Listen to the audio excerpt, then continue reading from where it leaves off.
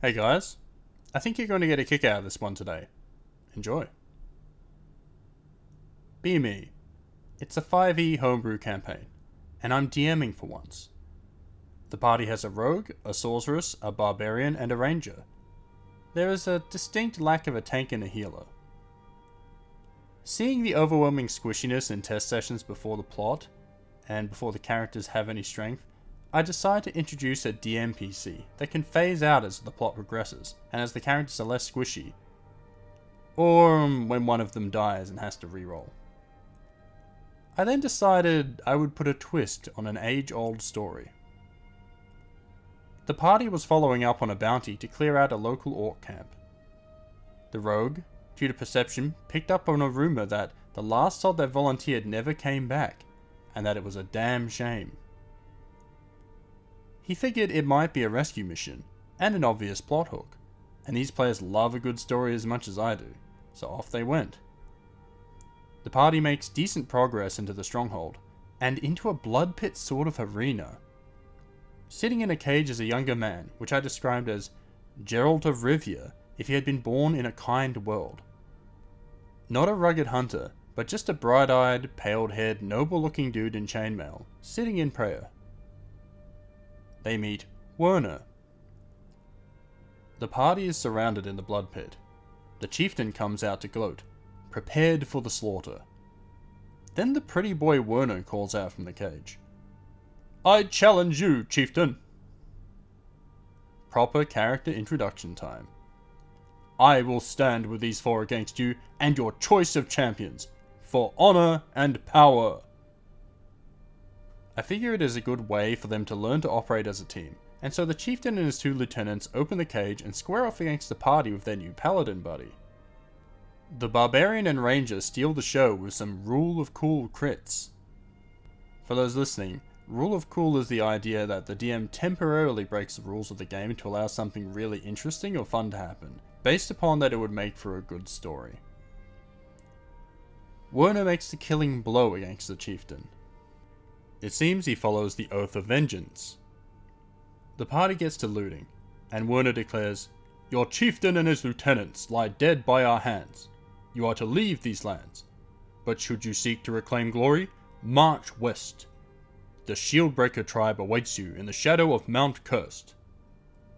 He turns to the party, dropping all stern-faced nobility and going into a full-on grateful glee. "Bless you. Bless each and every one of you. I can only hold that sort of bravado for so long. All of you have my deepest gratitude, and in exile though I may be, I owe you all at the very least good drink and good food before you collect your justly earned reward." Fast forward to the tavern where the party has collected their bounty, and they have bought the food and drink that's promised them. They can practically see the quest giver icon above Werner, and they get his proper backstory. "I was the only son of my family. We held a modest kingdom to the west. I blame myself for being too trusting. But we were betrayed. The families of the lower court rose up in a bloody purge, and in shame, I ran, and have been working to find allies to build power and reclaim my homeland. But I am no fool. The coffers of my kingdom are denied to me, and I would never ask adventurers to fight for the promise of coin alone." They pass every insight check to see he is completely earnest and a grateful noble. And so, they start the main quest. They start to notice a few things throughout the campaign. Werner can speak most of the Beast Tribe languages fluently, the languages of the orcs, kobolds, goblins, and so on. He is a blushing schoolboy around the infernally blooded sorceress, who seems to reciprocate. He is a dutiful tank and healer. But damn if his spells aren't particularly offensive.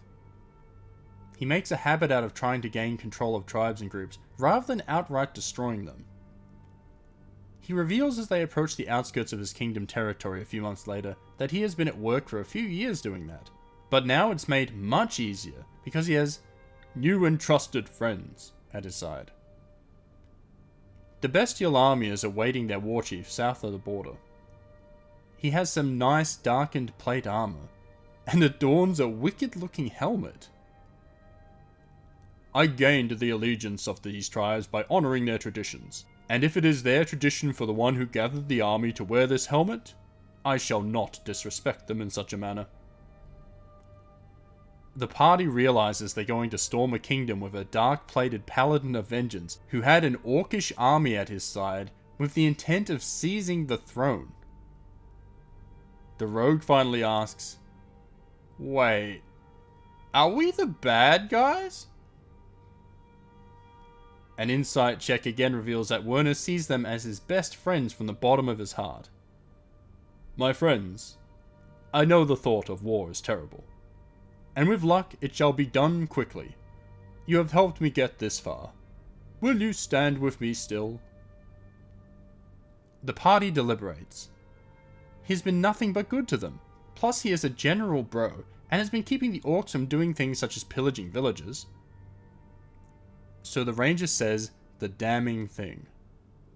It's just one kingdom. Cue a siege. Cue an infiltration through the city streets. Cue storming the castle and the execution of traitor families. They establish Werner as Emperor Werner Cursed von Dietrich the Returned.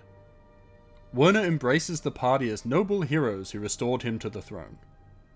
He sets to work integrating all those beast tribes into the populace, sets about building the kingdom up as a new multicultural centre of civilization. Werner gives a permanent invitation to the party to consider the Grand Keep home between their adventures. You see, Werner's responsibilities would keep him largely relegated to the throne for some time, making him unable to adventure with them personally.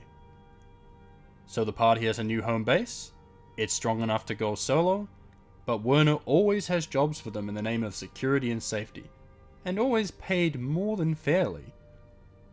Werner frickin' loves those guys. So, the party adventures. They adventure for Werner. And they notice new things every time they return to his kingdom. The first time they returned, many red banners were draped around the keep and city. They featured a crest of scales weighing a fanged skull and a human skull in equal balance. It is a symbol of our new civilization of equality and understanding. The next time, there is a construction of a large black spire at the center of the city. The tribal warlocks and I have been in discussion, and we found a way to channel the sun's very energy into nearly free energy and power for the people. It just turns out that the color black absorbs the heat better, so while a bit garish, it will improve the quality of life for everyone here immensely. The rogue starts getting uncomfortable. Next visit, the tower is complete, ominous red banners flickering in the wind and all. The banners are popping up in the villages further and further out. It is my duty as Emperor to make sure that all within my borders are safe and secure. I shall not be one of those reclusive, self-absorbed leaders who would let his people suffer, no matter how far away they might be. True enough, banditry and crime of all sorts was at an all-time low. But now Werner is wearing black and red finery featuring grim imagery, and he's putting large portraits in every village. It's so my people will never have to fear that they have been forgotten or neglected. Insight rolls, and he still super means it. The main threat is the Dragonborn up in the mountains, which he hopes his dearest champions will be able to handle. So now the Ranger is getting uncomfortable. I would never send you into such danger unprepared. As such, I've had our artisans and smiths craft for each of you enchanted arms and armor. The Ranger is no longer uncomfortable. He goes full Wizard of Oz, saying to the barbarian, "For you, my mighty friend, I have commissioned an axe that shall transfer the strength of your foes to your own person. I know your rage is one of your mightiest weapons, and as such I would see that your enemies fall long before you ever will." He tosses in some spiked light armor as well. To the rogue he says, "You old chum, you're the cleverest, slyest, most true gentleman I've had the pleasure of fighting alongside. For you, I've had my warlocks pluck the essence of shadow, and fold it into a cloak so that danger shan't find you. If you were ever hurt, I don't know what I would do with myself." Sure, it makes him look like a horror when it's activating, but the effect is pretty nice. He says to the ranger, "My friend, your bond with nature I am sure would put many a druid to shame. Never has there been a more fierce huntress or a keener eye, and thus only a bow made of dragon bone and black powder arrows is worthy for you." The ranger's not sure whether to feel uncomfortable. He then says to the sorceress, trying not to blush, "And you, my dear, it may not be a secret that I am loath to see you go each time. But I know there is an adventurous spirit in you that cannot be tamed, and so I count my blessings every time you return here to me. For you, I bequeath a family heirloom, so that your power never ceases to grow. It is an amulet of some wonder. I pray it will keep you safe till you return to me." He gives her an amulet that lets her convert the soul of a fallen enemy into an equal leveled spell slot. One enemy for a first level, 2 for a second, etc., with the souls inside degenerating at 1 per week. Alternatively, 8 souls could be used for 2 4th level slots. Not that I am encouraging my party to be murder hobos, but the sorceress is now super duper comfortable. When they next return from adventuring, there are smaller spires in the villages popping up. "The luxuries of the capital should not be restricted to the capital. That, and we are working on setting up a portal network through each of the spires. That way, no village, no town nor city shall go unprotected." The ranger says, "Hey, it's still just one country. I decide to see how far I can push this. Send a summons to my champions." The distraught Emperor Werner is in front of them, hunched over a map of the Empire and its surrounding kingdoms and territories. A year or 2 has passed in-game. "My friends, truly the crown has never weighed so heavily. My people are happy and flourishing. Our cities are expanding. The tribes continue to learn and join civilization. But therein lies the problem. Resources are beginning to run thin. I have sent envoys and invited foreign dignitaries to open trade, but they are all loath to deal with us due to what I can only consider to be speciesism. It flies in the face of all rationality and civility. And yet, I have a duty to my people. I see that we have a higher standard of living than all of our neighbors, and they stockpile resources that we could share and profit from." The ranger and rogue start getting uncomfortable again. Werner paces around the map, cape trailing, arms folded, skull-themed crown a new addition to honor the new traditions.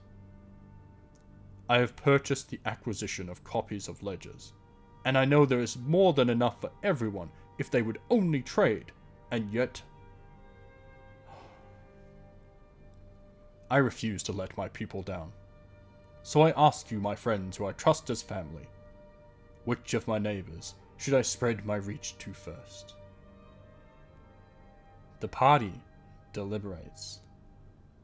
The rogue gets uncomfortable, and he asks, "Werner, what if we tried to stop you?" I roll insight for Werner, and he rolls a natural 1. He's wide-eyed, shocked, and hurt. He says, "Why, I would be devastated, completely and utterly heartbroken. After all we've been through, I adore you all as kin and... Oh, you cad! You sly little, I see what you did there. That's such a ludicrous idea. You have a roundabout way of trying to boost my spirits, my friend, but it worked. Oh, gods am I lucky I've been saved by you all." The party is half guilted and half bribed into leading an invasion force. And it won't be for the first nor the last time. As we near the end of the campaign, the Empire has spread over half the continent. Black spires are rising in every major trade hub, allowing Imperial forces quick access to any potential threat while also pushing every new conquest into Magitech high fantasy. The party are getting a reputation as the Overlord's Chosen. He showers them in appropriate high-end but super menacing gear and rewards their quests and loyalty. I follow the evil Overlord checklist to the letter. He's referring to a kind of joking meta checklist that's been made by people who are fans of TV tropes and such. I'll put a link in the description. The party are getting up near level 20. I now have them allying with, or putting down, dragons, so that we might benefit from their wisdom, and never risk those who would seek chaos and naught else. The barbarian is my field war chief and he's loving it. The rogue is less a spy master, and more the black hand of the emperor and best stabby friend. The ranger, the mistress of the hunt, helping to find any criminals or foreign insurgents or any corrupt leaders who might give the emperor a bad name. Surprise, surprise, the insurgents are all foreign. Werner adores his subjects and is the ultimate dad friend to the empire. The sorceress has pretty much decided to be Mrs. Evil Overlord when she gets tired of the adventuring life, and has gone about perma-charming any of the disloyal viceroys. So I've created a new alignment. Friendly Evil. All hail the big friendly evil guy. Teal dear, convinced my party to help an evil overlord with overwhelming friendliness and compassion. That was a pretty cool story, huh? It was a bit of a long one, but it was a pretty enjoyable read for me, and I hope you enjoyed listening to it at home. If you enjoyed it, it'd really help us out if you gave us a like, or if you aren't subscribed, if you subscribed to the channel. There are lots of links in the description for you to look at, and as always, have a good one.